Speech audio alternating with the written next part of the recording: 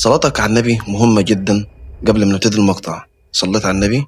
تنساش بقى تشترك وتحط لايك للفيديو. يلا بينا.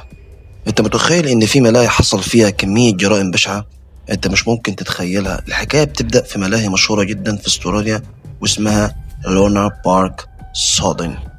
الملاهي دي اتعملت من زمان جدا وفي منطقة مميزة جدا. والمرعب بقى في الموضوع ان البوابة بتاعت المدينة الملاهي شكلها مرعب جدا زي ما ظهر قدامك في الصورة. يا اخي ده لدرجة ان في ناس بتكون ماشية قدام مدينة الملاهي واول ما تبص بس على شكل البوابة بتحس ان في حاجة تجذبهم انهم يخشوا، مع ان الشخص اصلا مش بيحب الملاهي. تقول لي ازاي؟ انا ما اعرفش.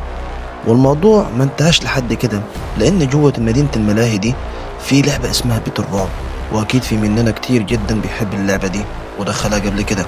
بس اللي انت ما تعرفوش ان بيت الرعب ده غير اي بيت رعب تاني، لان بسبب المكان ده حصلت فيه ابشع جريمة انت مش ممكن تتصورها.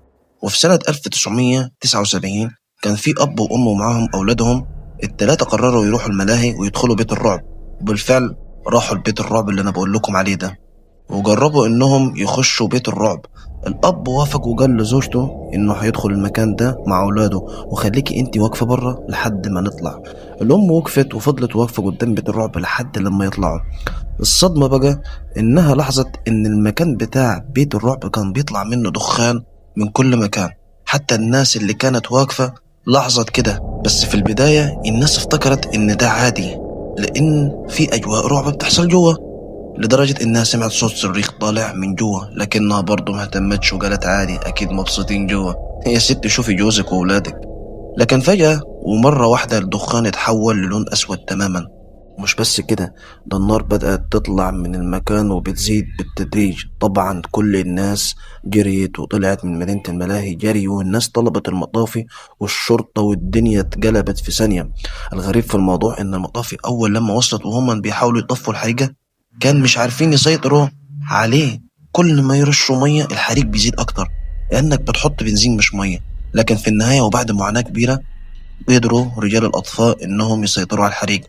بعد كده الشرطة دخلت المكان علشان يشوفوا إيه سبب الحريق، لكن وهم بيدوروا شافوا جثث متفحمة ودماء في كل مكان.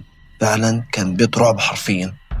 الأهم بعد كام ساعة طلع إن كل ده حصل بسبب ماس كهربائي، إنه هو السبب الوحيد في الحريق، واتقفلت القضية على كده. لكن الناس استغربت جدا إن القضية اتقفلت بكل بساطة كده، وقالوا إزاي ماس كهربائي يكون السبب في كل ده؟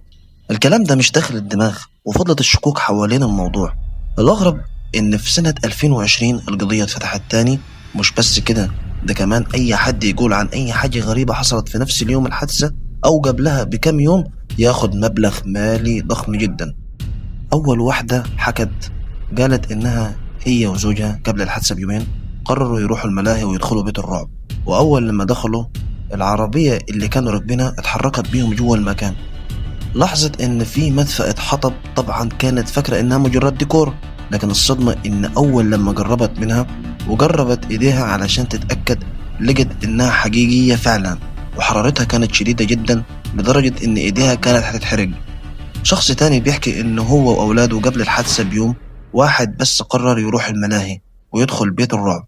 وأول لما دخل شم ريحة غريبة جدا، وكانت ريحة الكيروسين.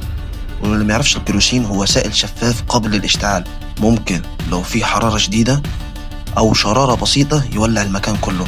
المرعب بقى بجد إن في ناس بتقول إن يوم الحادثة وقبل الحريق يبدأ كان في أشخاص لابسين لبس غريب جدا، وكل ما يشوفوا طفل مع أبوه يروحوا للطفل ويقولوا له ممكن نتصور معاك. كمان في كلام بيقول إن الملاهي دي ممكن تكون ملعونة بسبب الوجه الكبير اللي موجود في بوابة الملاهي. بيقولوا إن شكله بيتغير كل سنة بشكل غريب، مع إنه مفيش أي تطوير أو تعديل بيحصل فيه. وفي النهاية ولحد يومنا ده محدش عرف تفسير مؤكد للي حصل في بيت الرعب. ودي كانت قصة مدينة الملاهي، واستنونا في مقطع جديد. أهم حاجة تكون صليت على النبي يا صاحبي واشترك في القناة، وهجيلك بقصص ضرب نار. يلا سلام.